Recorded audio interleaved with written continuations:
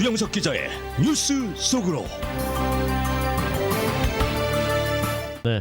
자, 이번 공습에서 또 우리가 간과할 수 없는 것이 네. 지금 이 공습 이후에 국제사회가 좀 양분되는 모습을 조금 있죠. 보이고 네. 있잖아요. 미국, 영국, 프랑스, 그리고 이제 러시아, 네.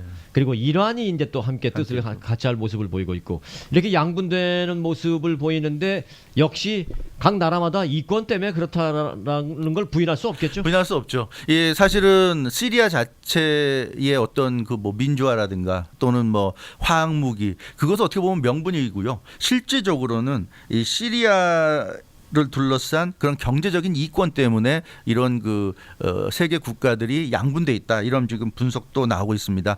그 가스 송유관, 천연가스 파이프라인이죠. 이 천연가스 파이프라인을 둘러싼 이권 문제가 핵심이지 않겠느냐, 이제 이런 얘기가 나오고 있는데, 이게 무슨 얘기냐면 페르시아 걸프, 흑해, 카스피해 지중해 사이에 놓여 있는 국가가 바로 시리아입니다. 그래서 이런 그 네 개의 바다 전략이라고 하는데, 이 네 개의 바다 사이에 놓여 있는 시리아가 천연가스 운송의 어떤 허브로서의 기능을 할 수 있다는 거죠.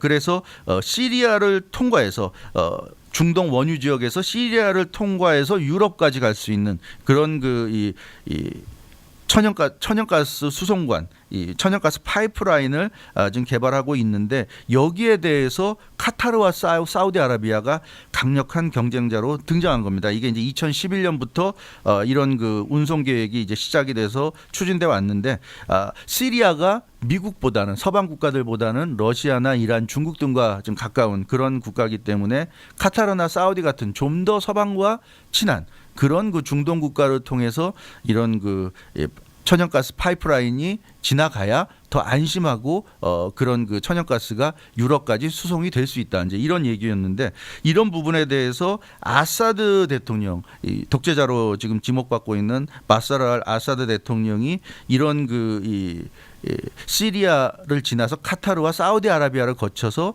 갈 수 있는 이런 그 계획에 대해서 거부 의사를 밝혔죠. 그러다 보니까 여기에 대해서 서방 국가들의 이제 불만이 터져 나왔고요. 그래서 시리아에 대한 굉장히 좀 그 강력한 제재, 또 공격, 이런 것 등이 있었고, 또 반면에 러시아나 이란, 그리고 뭐 중국, 이런 국가들이 또 시리아 쪽에 서 가지고 목소리를 높이는 것도 역시 이런 부분이다. 그래서 시리아를 통과하는 이런 그 파이프라인이 유럽까지 이어질 경우에는 그것이 또 서방 국가들에게 우위를 안겨줄 수가 있다. 그렇기 때문에 그런 부분이 시행돼서는 안 된다. 그렇기 때문에 최근에 와서는 과연 이 화학 무기를 사용할 필요가 있었느냐, 이제 이런 점에 의문이 제기가 되고 있고, 따라서 정말로 이 화학 무기 제거를 위해서 이번에 공습을 한 것이냐, 이제 이런 부분에 대한 이제 많은 의혹들이 있고요. 물론 미국이나 영국, 프랑스, 서방 국가들은 이 화학무기 제거를 강력하게 주장을 하고 있지만, 또 거기에 대해서 사실이 아니라고 좀 반박하는 이런 주장들도 나오고 있고, 그래서 과연 이번에 일회성 공습으로, 물론 뭐 엄청나게 많은 수의 미사일을 쏟아붓긴 했지만, 과연 일회성의 어떤 그 공습을 통해서 지금 얘기 드린 이런 그 이 화학무기를 완벽하게 제거할 수 있었을까? 또 애시당초 과연 화학 무기가 사용된 것이 맞느냐? 이제 이런 여러 가지 부분에 대해서 많은 지금 의문점들이 나오고 있기 때문에, 트럼프 대통령의 승리 선언에도 불구하고, 작전 성공 선언에도 불구하고 여전히 의문점은 가라앉지 않고 있는 그런 상황입니다. 그러니까 미국 입장에서 봤을 때 시리아가 반정부군을 뭐 축출한다고 하면서 화학 무기를 썼는데, 이게 네. 이제 민간인들에게도 피해를 줬다라고 네. 판단을 하는 것이고, 네. 민간인들을 상대로 화학 무기를 썼다라는 것은 미국 입장에서 용납할 수 없는 문제고, 또 하나 미국 말을 듣지 않는 시리아 정부는 미국 입장에서는 용서할 수 없는 것이고, 네. 예, 그런 거죠. 네, 다시 한번 정리를 하자면 시리아가 미국과 같은 서방 국가들과 친하지 않고, 서방 국가들의 말을 듣지 않고 러시아나 이란들과 같은 편으로 묶였기 때문에 뭐 손봐주기 공습을 했다, 이렇게 봐도 되나요? 네, 그런 지금 얘기가 나오고 있죠. 물론 지금 말씀하신 대로 그런 그 이 생화학 무기나 이런 것을 가지고 대량 살상 무기를 사용했기 때문에 인도적인 차원에서 공격을 한다고 뭐 볼 수도 있겠지만, 그런 부분이 아예 전혀 없다고 할 수는 없겠지만, 그러나 그런 어떤 EU 이외에 말씀드렸던 대로 이런 그 에너지를 둘러싼 이런 경쟁, 세계 열강들의 경쟁이 그 배경에 놓여 있다. 좀 이런 분석. 그렇기 때문에 미국과 영국, 프랑스가 이렇게 합동으로 군사작전까지 감행하지 않았는가 이런 얘기고요. 그 이면에는 러시아가 유럽을 에너지로 지배하는 것에 대해서 미국이 굉장히 불만이 많다는 그런 분석입니다. 아시다시피 유럽은 굉장히 많은 나라들이 존재하고 있지만 에너지 자급자족이 불가능한 지역입니다. 그렇기 때문에 석유와 가스 등을 이제 외부로부터 수입할 수밖에 없는데 주로 러시아를 통해서 석유 가스를 공급받고 있고 특히 가스 같은 경우 러시아 생산 가스 물량의 70%를 지금 유럽이 소비하고 있습니다.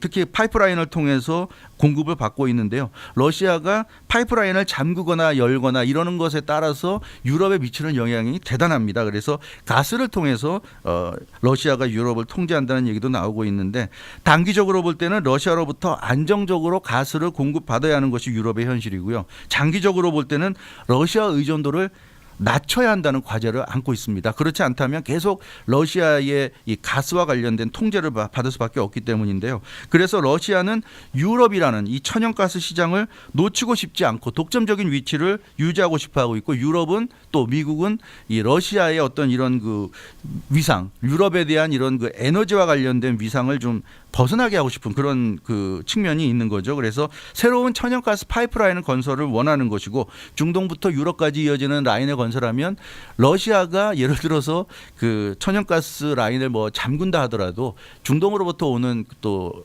새로운 라인이 있기 때문에 러시아의 어떤 지배력부터 벗어날 수가 있다. 근데 이런 부분에 대해서 이제 러시아가 시리아 이란 등과 함께 손을 잡고 지금 방해하고 있다. 이제 이런 부분인데요. 이런 부분에 대해서는 이 명분상 굉장히 이 서방과 러시아가 치열하게 대립할 수밖에 없는 이제 그런 상황이기 때문에 쉽게 해결되기 어려운 이런 그 어떤 상황이 존재하고 있다. 그렇기 때문에 지금 이 시리아가 하필이면 그런 양측의 어떤 대결하는 가장 최전방에 지금 시리아가 놓여 있다. 이렇게 볼 수가 있을 것 같습니다. 뭐 여러 가지 복합적이겠습니다만은 뭐 시리아에서도 이제 민주화 운동이 좀 있기도 했었고요. 그렇습니다. 종교 갈등은 뭐 계속해서 있는 있고. 것이고 반드시 이제 그런 것만이 이유가 됐다기보다는 또 다른 이유가 있을 터인데 과거에는 이제 이념 때문에 냉전 시대가 있었다면 지금은 사실 에너지잖아요. 에너지. 이권 에너지인데 지금 이 에너지 때문에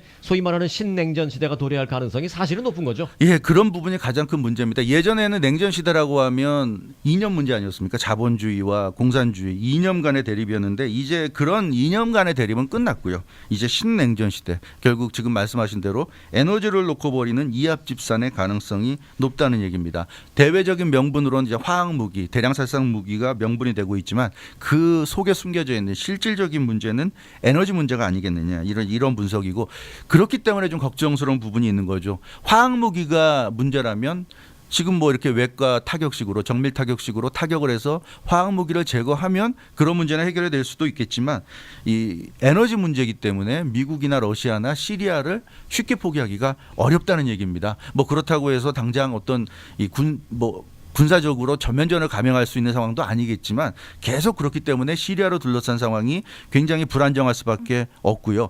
유럽 입장에서는 그 시리아에 대한 러시아 영향력을 약화시켜야 앞서 말씀드린 대로 이 에너지와 관련해서 자신들에게 유리할 수 있고 러시아 영향력으로부터 벗어날 수 있기 때문에 이제 미국과 함께 힘을 합쳐서 또 시리아를 좀 공격을 하는 모습이고 반대로 러시아 입장에서는 지금의 이런 미국과 서방 국가들의 공세를 막아내지 못한다면 자신들의 어떤 시리아에 대한 영향력이 상실할 수 있는데 그렇게 된다면 단순히 시리아에 대한 영향력이 약화되는 데서 그치는 것이 아니라 유럽에 대한 영향력까지 약화될 수도 있다. 그런 점에서 러시아도 양보할 수 없는 지금 전선을 시리아에서 지금 펼치고 있는 그런 상황인데 여기에 뭐 이란과 중국 같은 또 이 군사 강국 또 강대국들이 이렇게 러시아 쪽에 편을 들고 있기 때문에 이것이 쉽게 해결될 수 있는 그런 상황은 아닌 것 같고요. 또 그래서 과연 이제 미국이 어떻게 나올 것인지 일단 공습을 감행하긴 했지만 과연 계속 어떤 그런 군사적인 움직임을 보일 것인지 아니면 비군사적으로 또 러시아와 대결을 할 것인지 어느 쪽으로 가든지 쉽게 해결할 수 있는 문제는 아니라는 점에서 이 국제적인 어떤 긴장감 내지 불안감이 계속되고 있는 그런 상황입니다. 네. 사실은 이제 시리아에 대한 공격이 있자마자 우리 한인들은 바로 이런 생각을 했어요. 북한에게 좋은 어떤 메시지가 되겠구나 이런 여러 가지 생각을 하게 되는데 그렇죠. 그 부분은 네. 다음에 좀 시간을 내서 알겠습니다. 저희가 다시 한번 다뤄보도록 하겠습니다. 네. 자, 시리아에 대한 미국의 공습 그리고 앞으로의 어떻게 전망되는지에 대한 부분을 좀 알아봤습니다. 주영석 기자 수고 많았습니다. 감사합니다.